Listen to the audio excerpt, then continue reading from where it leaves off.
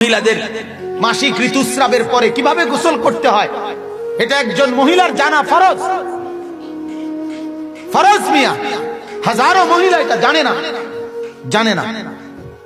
Matric pass করছে আর কি, intermediate pass করছে, জানে শুধু মোবাইলে অথবা টেলিভিশনের রিমোট কন্ট্রোল টিপতে আর টেলিভিশন চাইতে, এই ছাড়া আর কিচ্ছু জানে না।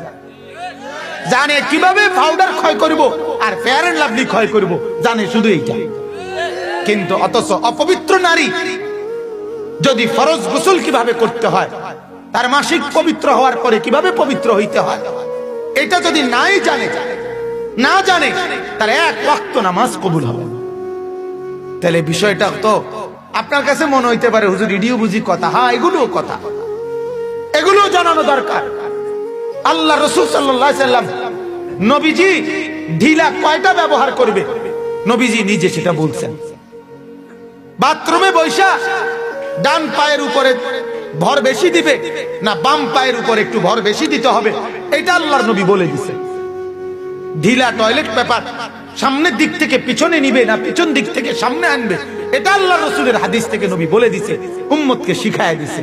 আজ উম্মত এই পরিমাণ গাফেল।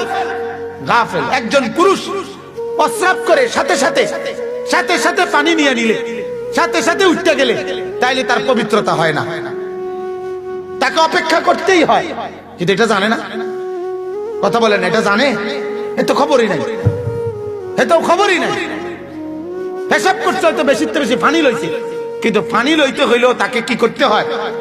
ঢিলা নিয়া টয়লেট পেপারে নিয়ে একটু সময় কি করতে হয়? অপেক্ষা করতে হয়। সে তো এই সময় নেই।